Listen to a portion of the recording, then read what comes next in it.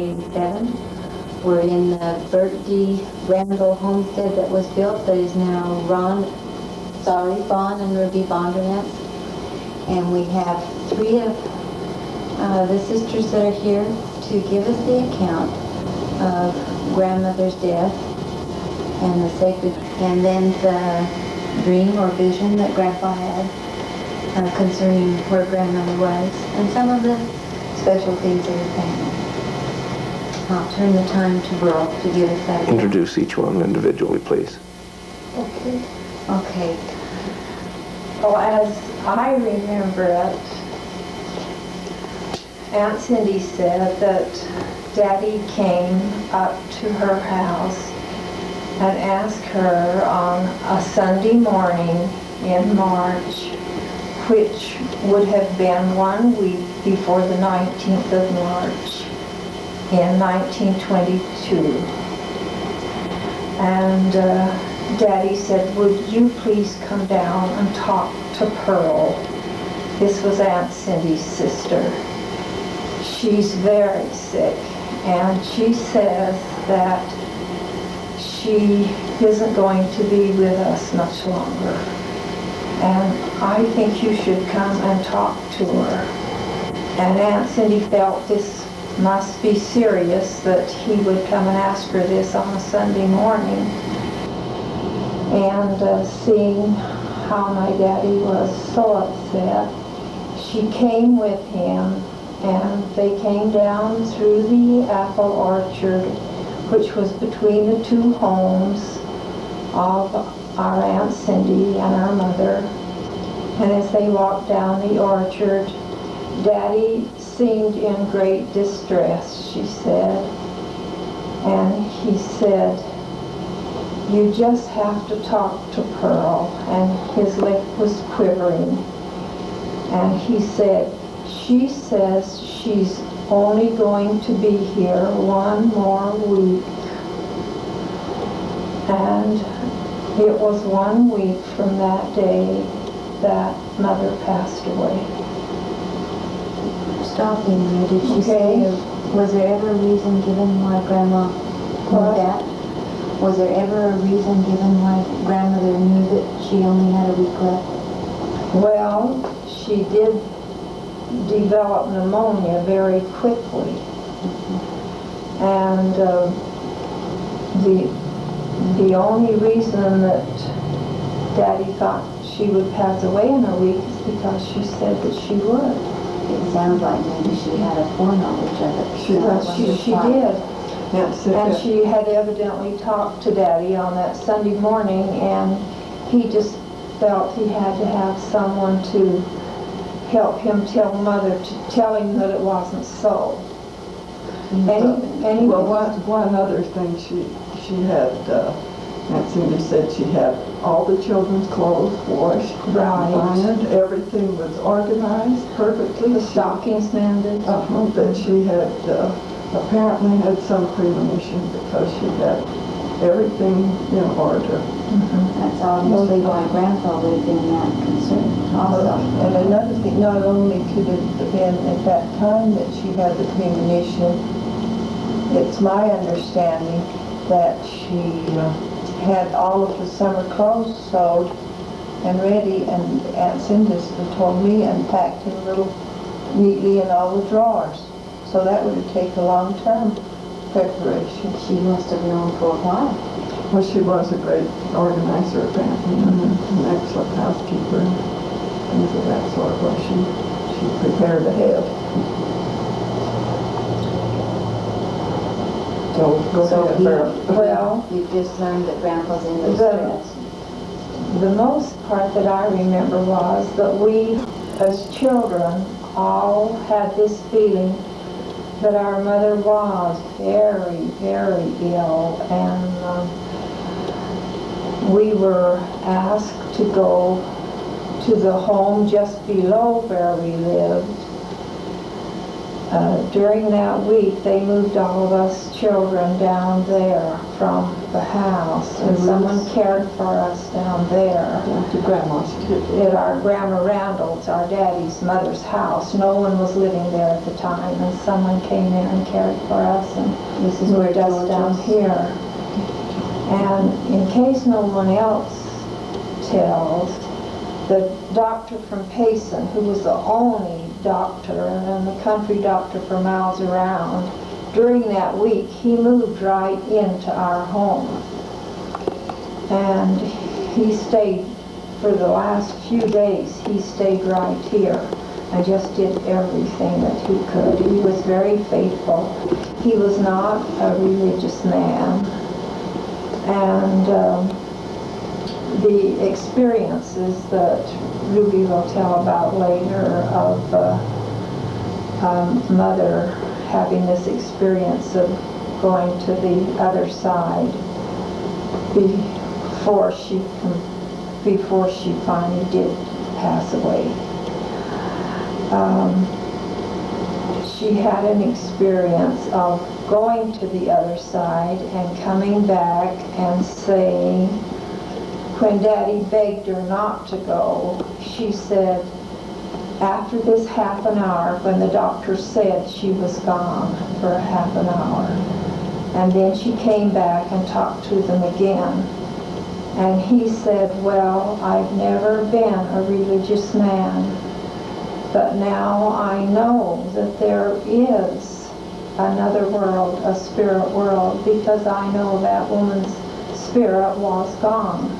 This was Dr. Risser. Dr. Risser. That said that. He's the one that declared she was dead then. Yes, Correct. and then in a half an hour she came back and she talked to them then and said that she was going to go and that she had been over to see her sister May, who was an older sister who had passed away years before that.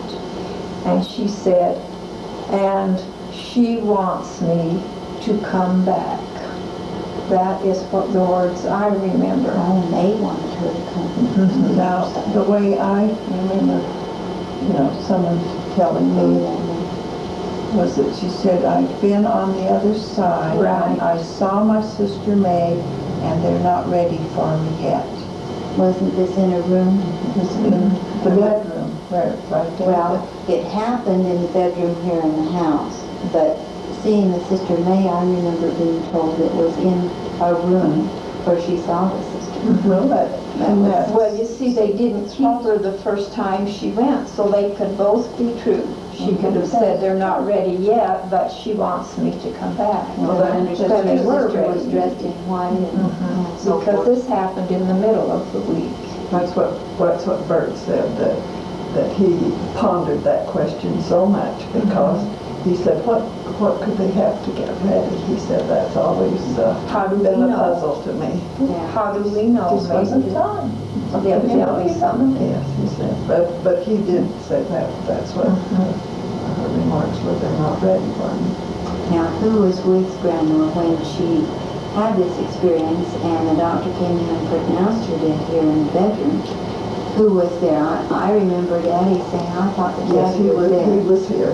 Bert Dad- was. And of course, Daddy was there all the time that she was ill that week. Daddy was there, and I remember Daddy's exact words. He said, I stayed right with your mother. And he said, I sat there by her bed and I never pulled my boots off the whole week. And that's why I thought it was 1 week. But after she came back, after she was gone, why then she got better. She started getting That could better. be. And Dinah Hunt had visited with me and told me that she sat with my mother on the Saturday night after that, and she went home in the morning and she was tired and she went to bed, and her family, or, you know, they went, her sister Florence, and then they went on to church, and when they came home, they said Pearl has died. And she went home thinking that she was going to get well and that she would live. But she did pass away that Sunday. I would think it would be around maybe in the morning time, because they used to have meeting there, but it could have been afternoon during Saturday meeting time, so I don't know. And you said yesterday, when you told the story to our family, that the doctor apparently stayed here because he was horseback. No, I said he couldn't go back and forth like they do now. But I think the way I understood, he was here, he went back to Payson once and came right back. During that whole week. It was only once that he left the home. And of course, Is there any more account by anyone as far as the meeting with her sister, as to what was any more said? Was anything described, what it was like, or anything that Well, let's see, Bert told me that she said it was so beautiful there, and that she indicated that she wanted to go back, and that was a problem for Daddy, because he couldn't understand why she would want to leave. The other thing that my father had told me, being the oldest boy in the family at the time, that when grandmother returned from this experience, her concern then was to prepare the family. And I have never heard the details of what Daddy could never talk about it. To me, as far as any particulars that his mother said to him other than caring for your sisters. But have any of you been told anything that he was told at that time? Do you know, Bobby, something just occurred to me that we should tell you, that a month or two, this is what my older sister told me, a month or two before this happened, or possibly a few months, she had told Buck she wanted to take him on a little walk.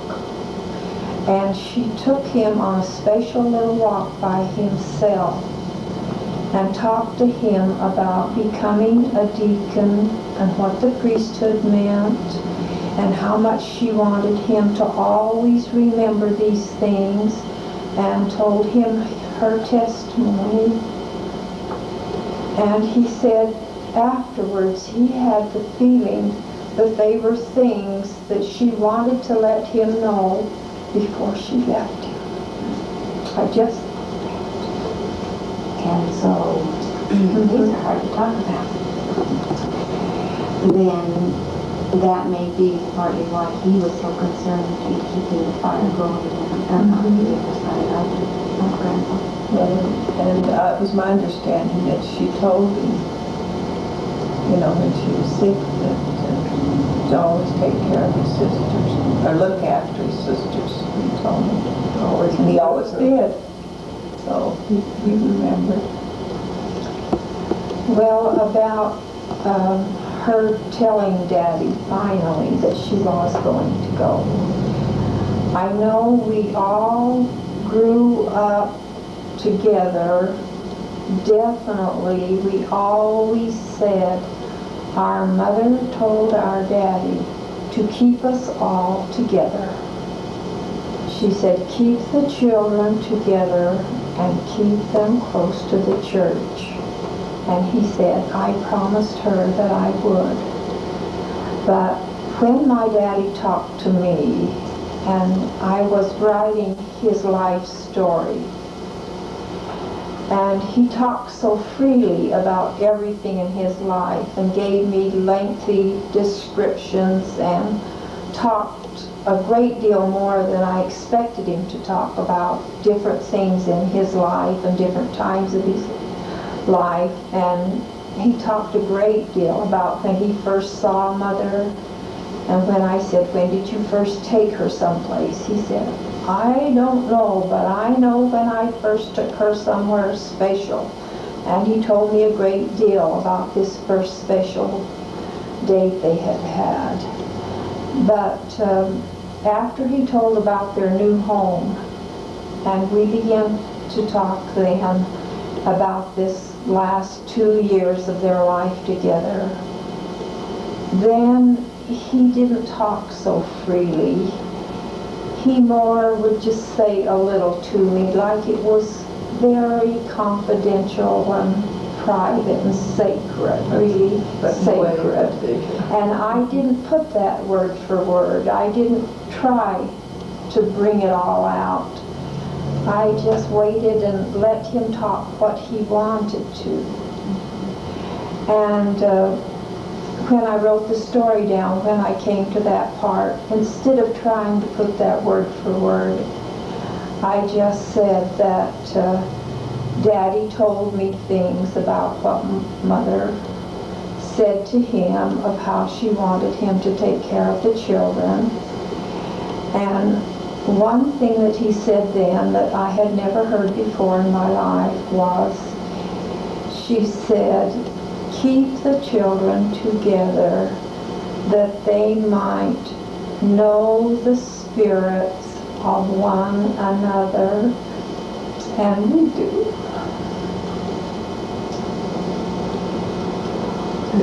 I think that, Ruby thought we should tell how we felt well, I think when our what mother we was should sick. put into this tape is the fact that there was 7 children. Some ages too. and the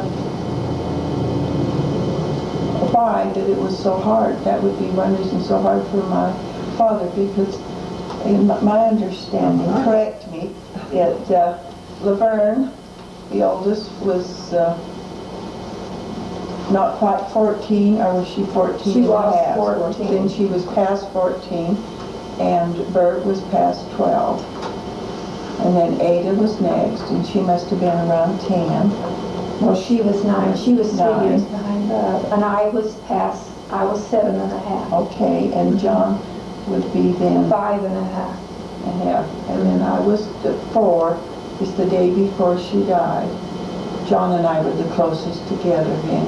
And then Doris was, That was 15 months. 15 months, and my mother was expecting a baby at the time of her death. And we didn't know what she was expecting. About how far along? She was about 3 months Just along, Bert said. About 3 months. And I didn't know that for years. I think we've talked very little about that. Was there complications at all? I think that one of my older sisters said that she felt that for certain reasons we didn't talk much about that. I don't know why. You know, people No don't one used to talk talks. as freely about going to have a baby as they do Of now. course they do. And I didn't ever hear of that until my older sister told me maybe 5 or 6 years ago. We just, they didn't discuss that with their children. She did start with flu though, and then went into pneumonia. Yes. And when she passes away, and is gone for good, and basically it was pneumonia. Is that the cause of Yes, death? pneumonia. About the doctor, he just tried so to save her. I can remember the doctor going to the window to look at his thermometer or something, and going to his little bottles and getting these things and going over to Mother's bed and getting her to smell things and just working over her like he would do anything for her. And just such a good old doctor. And if she had been meant to live, he would have saved her some way. Now, Dory, if you were all down at grandmother's, who was taking care of you at that time? I have no idea. No? I think Miss Humphrey probably was. She was the school teacher She that was might boarding have with Grandma Levitt, who was not here at the time. And so was she staying right here when Mother was sick? I don't know. She came and stayed She came after Mother died. After Mother died. Because she was been boarding with Grandma Levitt, because Grandma Levitt was ill herself. She was in the valley. And, But Uncle Joe came. Uncle Joe Levitt, he came from the valley. And, he may have been here when Mother had the experience. I don't know. I thought Joe Levitt was the one that gave the priesthood blessing well, that we haven't told about yet. it would do well to ask Aunt Blanche if she remembers. Now, you said yesterday who it was, who was the bishop? Well, I understood that Uncle Frank came down. Oh, He's Frank. the one that, he asked Noah that if it would be wrong to ask to stay. Will you tell that part? Is this right? In the story, the sequence for Burl, we're right at the point where she's visited with her sister. And we need to go on and tell what happened from that point on. Is the blessing come in right now? I think so. No, that was after the experience. Okay. I would guess, well, as far as I know, and I can't remember exactly. So this would have been on like Wednesday or Thursday of the week? Well, it would be after, but if it was Thursday. on Wednesday was the experience. That if they came to give her the blessing or whatever it was, or maybe she just talked to Uncle Frank, because I'm sure he was here a lot, along with the others, and asked him if it was to be wrong. And the impression I had was that he inferred that it would be up to her. And whether that meant up to her whether she stayed or up to her whether she wanted to. But she did improve and continued to improve until just that morning before she died. Well, That's the impression I had. as I remember, Bob said that it was her choice. And she Yes, said that she did make that she was badly needed, that she needed to go. And that was, they wondered where could she be needed more than with her 7 children and her husband. But he said that was her words, that she was needed, that there was a word. And that's why Grandpa would have struggled more if it were put in terms of a choice, and yet a choice as we understand it in the gospel is according to the will of the Father. Yes. So surely that was the will of the Father to be so. And I'm sure Daddy came eventually to accept that. But that was difficult. But I was wondering if somewhere I got the story, maybe from Daddy, that when that was what he had a hard time accepting, that how could they need her more than he needed her? But after that, he had the dream. And that's when he saw, now this is the way I vision it, is that he saw my mother and she was teaching a group of young people, and he got the message that that was what she would be doing. And it could have been children or young people. It was children. Children. She did Mother work. was a primary president several Yes. years. It She- was children. She had great influence. I've talked to several young, women that were young people in the program, that she influenced their lives and helped them. So she was strong with both primary Well, children it and young could women. be. That could be. But young, Do you know when that took place? It well, obviously. sometime afterwards, After because she we, died, Yes, it and was then he afterwards. accepted it better. He said that he was able to, his words, it seemed like, was like get grips on myself after I realized, because, well, it was that's what it was meant for, to give him peace of mind. I don't know what the timing was, but I No, remember I Daddy know, saying that they I'm passed quite a decree sure about that it was sometime later, and she said, just look at all these little children here that I have to teach. She spoke to him then. Yes. Dory, have you heard anything more about that? Did Daddy ever tell you his account? he had told me the same account, and it sounds like that's, to me, as I remember, that is what she told me. Do you know whether? So Daddy says, well, it was a dream, but so real that it was like I was right there talking to her. So it was that type of vision. So really, as we understand dreams or visions, a dream is actually when we're asleep, and a vision is when you're awake, seeming like a dream, but the heavens actually open up. I think it was a dream.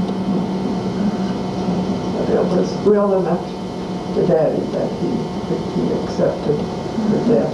I wonder, because Dad always turned it as a vision. Yes, I looked at it that way too. I thought, well, it's that type of vision. Who knows the difference if it's... I just wondered if he ever said it. Okay. But we don't know the timing yet, do we? Don't know how long it was after her death that came, but I would think that like maybe 3 months, or I don't know why I have that impression that would be 2 or 3 months. That after. sounds reasonable to me, because it was quite some time. Did you want me to tell about when they told us children? I How wanted they you to told go us children? on from the actual seeing the sister, and she comes back. We haven't finished the story from the actual dad, and then I'd like each of your accounts as to when you were told. Ruby told us some of that yesterday. I don't remember, because I don't remember. You've got to remember, Bobby, that I was just You were barely young. 4 years old. But you were telling me about your birthday and just some Yes. slight impressions I'd like you to share. Yes, I But have. let's finish the story. Okay. And from the time that she had the blessing now, we go on and we give your time length to the actual. Well, we were sometimes brought up home here, I guess maybe just so Mother could see us, or something like that, just so she could see us. And then they'd take us back down to the grandma's house again. But she got better during that time too. No, But didn't get not, well, but she got not better. enough to be well enough for them to move us back. We didn't move back after we once moved down there until after her Did she passing. counsel with any of you, or pull all her family together? Not with us, I don't think. She might have with some of I'm the sure older she- children. She might have with Bub. With Bub and with Sister, because Bub was here more than anyone, because he was here during But- chores and... But sometimes he was with us down there. And I can remember that somebody kept us busy playing games a lot. We had so many games like Pachisa and games like that, I can remember that so much of the time while we were down there, they kept us busy, somebody giving us games to play at the table and things like that. And I do remember that Bub was down there with us part of the time, because Grandmother had this old clock, and such a marvelous old mantel clock. And evidently they started it up again. Maybe it hadn't been going, but I know the first time that it chimed, and it chimed so fast, and like cling, cling, cling, cling, cling, for every 15-minute thing, until it did the hour mark. And I remember Bub just laughed until he about fell off his chair. Well, I know he was there part of the time with us, because when he got started laughing, how he would laugh. He did. And I remember that one little episode. It would be a relief from probably the tension. Yes, Pearl, do you remember anything about the funeral? Oh, yes. We'll tell that after we come to the... Finish it and then get to... Well, if no one else remembers how we were told, I do remember that they brought us children up here, brought us all up here, and I know that there were 3 men standing about over there talking to us children. And I can remember my feeling of trying to get closer and closer to everybody. I just wanted to keep pushing over and getting closer to them. I was just over 7. And we were just close together, all of us children. And the men looked at each other and they gave Uncle Joe, Mother's younger brother next to her, and they gave him the nod. And Uncle Joe came up behind us and reached out his big arms, and we were so close together, and he just brought us all close together like this to reach us all. And maybe I was near the end because I looked up at his face, and he was trying to talk. And I thought, oh, poor Uncle Joe, he hurt so bad. And I was feeling sorry for Uncle Joe instead of us.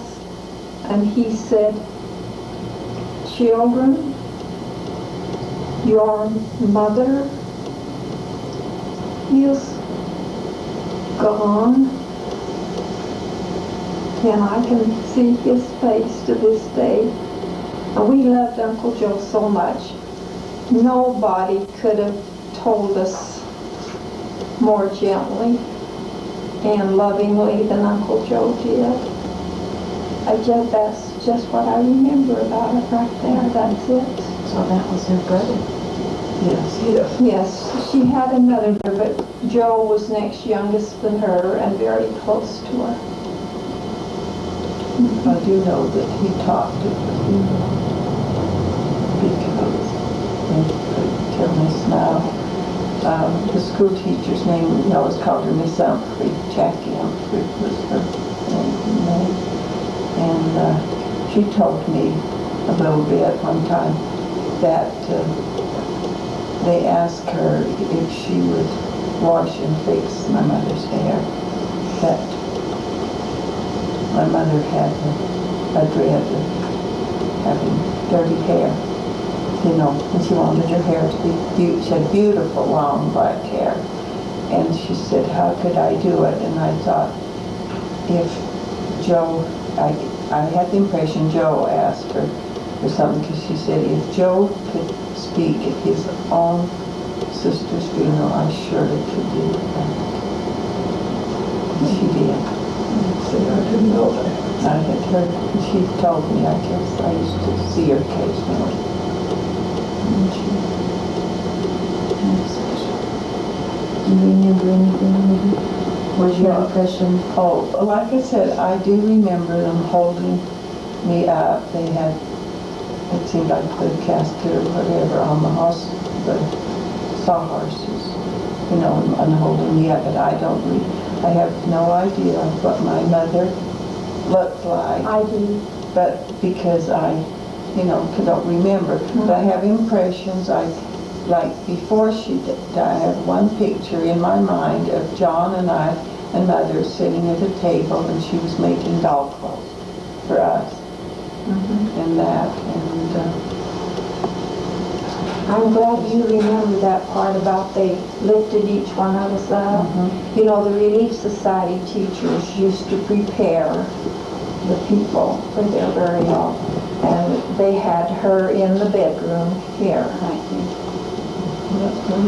Yes, it was front bedroom. In this front bedroom. Yes. And the things they had the coffin on did raise her rather high. And they said, would you like to kiss your mother? And I remember just how she looked, and she looked just like herself. And they must have told us quite a bit, because I know in my little 7.5-year-old heart, I was completely convinced that my mother was doing what Heavenly Father wanted her to.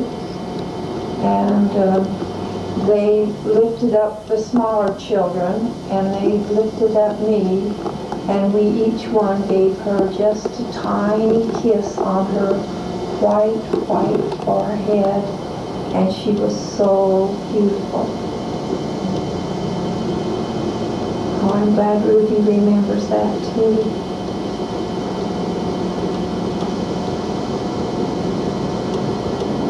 Did you want me to tell anything about what I remembered about the funeral and what Tade remembers? And we don't have the date Well, of death or... Tate is the next older sister than I, and she told me one time that what she most remembers about the entire thing was that most all what she thought about was, oh, what can I do to help Daddy? She was very close to Daddy. And she said, I just thought all the time, oh, what can I do to help Daddy? She didn't think about she was losing her mother. She thought, oh, our Daddy is losing his mama. And what I remember about the funeral was that they had to take her up to the graveyard, and Dave Fuller, who lived across the street, loaned us his big Dodge truck, and it was a real nice new truck and had this spatial siding on it that you could see through, and it was as nice as anything they could have had to take her in. But it had rained a great deal, and it was very sad that the road was so very muddy, and that our Daddy rode right on the truck. And whenever they'd get kind of stuck, we children were in a car of some kind right behind this truck. And it bogged down easier than we did. And every time it would bog down, Daddy would jump right off and help get the pine needles and just hurry and put them in the holes in the road and help to pad it up so they could get the truck going again.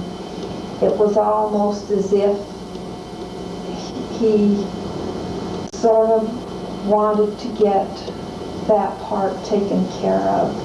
And he just helped right with all the other men and helped to get them up to our little cemetery. And that's all I remember about the trip up there and the funeral, is I'm thinking, well, Daddy is just helping too, you know, and I felt like that somebody should be taking care of him, but that wasn't the way he wanted. He wanted to help get things done. That was his way. And so the timing also, so that we don't lose it, I think we talked before, but maybe not while we were taking, of the time of the week spread in which his death had fell would be important. Louder. Can you give that to me? Well, then, as we understand it, and as we remember from different ones have told us, she became ill on Sunday, and she had this experience, at least I know Bert told me that the experience came on Wednesday, and then she lived until the following Sunday. That seems right to me. Is there anything more you would like to add? I would like to tell what my older sister said. Please do. That it was so... this Laverne? Or? This is Laverne, whom we call sister. And no one was ever more of an oldest sister to be called sister. And she said it was so hard for her to accept it because she was the oldest of the children. And she remembered that quite a while afterwards, which maybe was like the other story, about 2 or 3 months, when she too was questioning why is our mother gone? And she said she was trying to wash the kitchen walls and Daddy was helping her. And she thought, this is just too much, and maybe they didn't even need washing, but if they did, Sister would have washed them. And she said she was trying so to scrub them good and clean and get the kitchen clean, and Daddy was helping her. And she complained. And Daddy, she said, said, "Come in here, Laverne, and talk to me." And he took her into our little back bedroom back there, which is where he moved after Mother passed away. He didn't stay in the front bedroom anymore. Was there a reason for that? Oh yes, he didn't want to stay in their bedroom alone. He said, "I moved right into that little back bedroom." I remember that's where he was. And then that was Well, always he was his at room after Well, that. then, when grandmother came back, she lived with us, and she had the bedroom, and it was grandma, and I guess did Doris sleep in there with grandma? Oh yes, she Jesus, slept I with can't grandma remember. in the bed when she was 2.5 old, and maybe older. I remember that. I wonder where I slept. Well, anyway, I just can't remember. I don't remember much. you had to grow up. remember. You had to grow right up. Well, Daddy called her in there and sat down on the side of his bed with her. And she said, "I can't do all this hard work. Why did Mama have to die?" And she said, Daddy waited for a few seconds, and then he said, "Laverne, I don't know why she had to die, but she did, and it's just up to us to make the best of it." And she said it impressed her, and she tried then to make the best of it, which is what Daddy, of course, was doing himself. Dory, since you were a baby, in fact, Ruby maybe could tell, and you could give the account of Daddy on the road. You were telling yesterday of who came in to care for you afterwards. Wasn't it Grandma Levitt that came down? It was a while before she came, Because for some she'd been reason. ill. She didn't come But I for a remember while. when she came, I think I told you yesterday, that Uncle Joe and her, he must have brought her, or something. We were around the fireplace, and I jumped up on Dad's lap, started hanging on him, and he said, "She's really our daddy's girl since Pearl's gone," so evidently. And then later, I know Beryl was telling me recently that Dad was very good to hold the babies and the little ones and take care of them. So we didn't lack for that kind of love, and Doris being the baby. Now Celeste tended Doris, and I used to go over there, and Celeste had a new baby shortly after that. The other thing Um, you impressed upon me was the promise that you would be cared for and not have to split up. Was that, Tell about that. was Who it was Grandpa, always there? which one of, was it Grandpa Higgs, my mother's, grandma, or her dad, that promised Dad that he would never lack for help to raise the family? And when you were telling about him asking Mother to keep the family together, he said that she said, "This one and that one will come and want some of the children, but don't let them go away from the home. Keep them together." Now that was part of it. I don't know who told Daddy that, but I told it was Grandpa Higgs. Was he still alive? That he promised in that he would never lack for help in his home, or was that in his blessing? I don't know, but I did. But Grandpa Hicks was not alive. he did have a lot of different help. But this just occurred to me. I went to see Mabel Shumway just about a month before she passed away, which was the only time I ever went to visit her in Mesa, and we discussed so many things. Mabel Shumway was Mabel Randall, Aunt Cindy's oldest daughter. And we were talking about some of these things, and I said to Mabel, I remember Ruth, which was the second daughter of Aunt Cindy. Now, Aunt Cindy had 3 children before our mother had her oldest child, our sister. So she had 3 girls older than my mother's oldest girl. And I said to Mabel, I remember Ruth coming and helping out and tending us. And Mabel said, yes, and me. I came a lot. She said, I came a lot and helped and tended you children. Well, Cindy had how many children? She had a bunch herself, didn't she? At that time, she would have had, down to Doris, she would have had her, She would have She would her have 10. She would have 11. but she lost She it. didn't have Fonzie because Lawrence had died before then. Yes. She had Yesterday 10 I said children. 10 If was what I Bob thought. wasn't born yet, she would have had 10, wouldn't she? She would have had 10 at that time. Because Rose. But the help that I felt like it meant was having his sister Emma live on one side and mother's sister Lucinda living on the other side. And they were like other mothers, both of them. And when we as we grew up and had babies, and then, helped. And Aunt Em was a widow, you told me. Yes, she was a widow, and then after we all married and went away, and then moved back here for a while, she stayed and helped Daddy. And then the war and all, and then, we came, Earl and I was here during the war. He never did lack for him. That's right. Remember, as Faye and I, later, we'd go and she'd be down here and I'd walk home with her and then she'd walk home with me, and Dave says, yep, that's like Irma and I used to do. We'd walk home with one and then they'd walk back, and then finally we'd get to where we got the middle and then just run because we'd like to be together.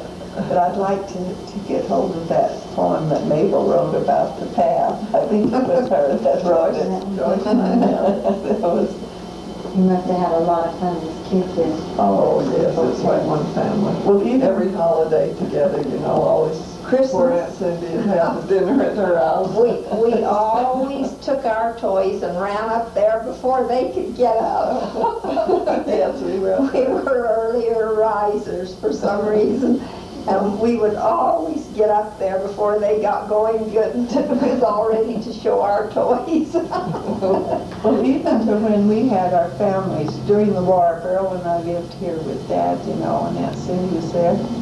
And she was always like, a mother. And she always was like the grandmother to our kids, in respect that if we were here and they had a birthday, she always give them gifts like they were just her own relatives. She always seen that they had gifts. And then when we wanted to know, like the canning things and cooking and things, and she'd always, we'd run up there to see. And even long after we'd been doing it ourselves for a long time, I know I went one day to get a recipe, and Mabel was there, and her mother was getting it down, and and going to write it off. And Mabel said, well, Ruby, did you ever think maybe, did you want to copy the recipe and keep it? And I said, what? And not have an excuse to come up to Aunt Cindy's and get the recipe? And I have several things in her handwriting, and I have a poem she brought me one time and pinned it on the curtain.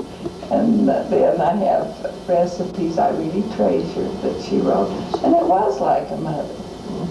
She was, Aunt Cindy was as near as a mother as we have. She and Celeste, they both really tell. Celeste Patterson. And she's more like the sister. Now, she's not that much older than we are, but our mother was very good to her, and she loved her. But Celeste's husband talked to me about my mother, Ed Patterson, and he was, think lots of our dad, and they were a real help to him in later years when, we weren't here as much. And Ed Patterson told me that my mother was the most beautiful and the kindest woman that he ever knew of in his life. Then I'd say next to his wife. He probably thought that, because Celeste is And she's just like a dear sister, especially to me, having lived here all the time. I know her mother Well, Mother- influenced her a lot. Mother was really able to influence Bert so, to the point where he knew he was going to fill a mission when he was older. He says that hadn't been for Mother's teaching and training and told him that he was to fill a mission, that he probably wouldn't have done it.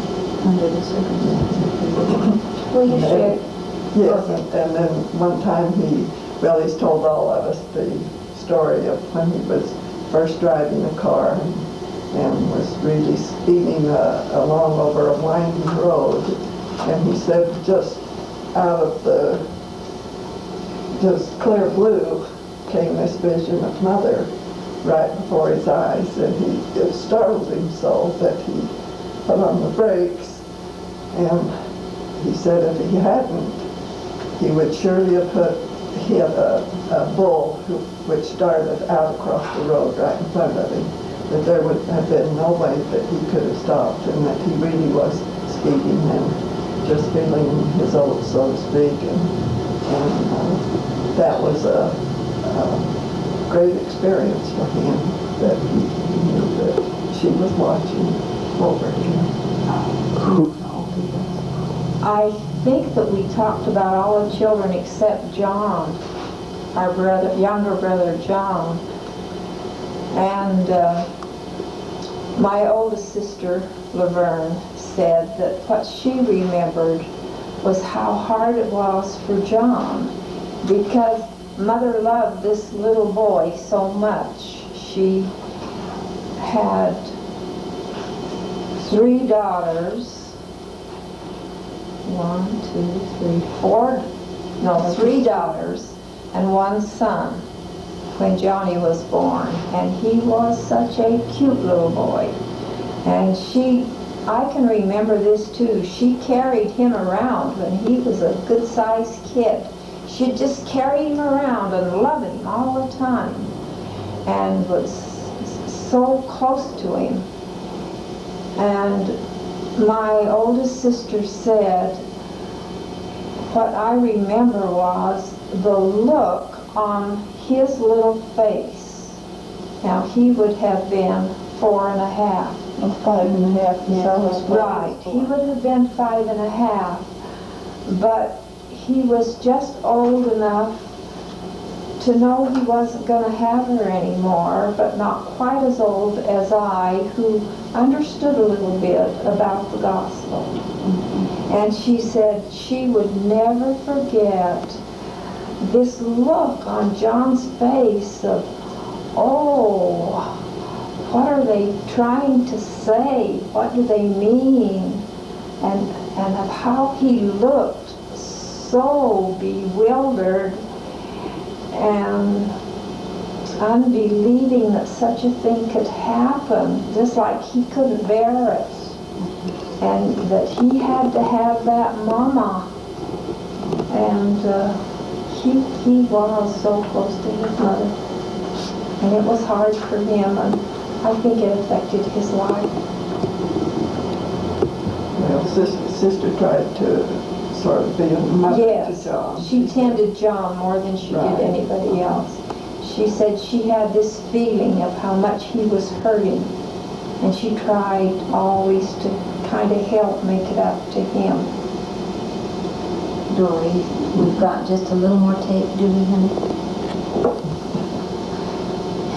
Since you didn't get to know Grandma in this life, did you ever ask Grandpa what she was like? Ruby told us a little of what someone said, wanting to know his mother that you didn't know. Is there anything you can share that way? Maybe something Aunt Cindy told you? No, I feel badly that Daddy probably never did talk to me, and I probably didn't ask him about it. But the only thing I know is what my sisters, of course, told me. And my sister probably talks more about her than Ruby and Randall. They haven't told me much. Well, I just knew what people told me. You know, they're always feeling the impression. And in fact, I don't remember much about my life at all until I don't even remember Grandma Levitt dying. You know, then I was 8, I think, then. And No, I don't remember. I just blanked it out. From a child. It just is like a black void, you know, with all of that in there. Probably. Well, I did probably intentionally.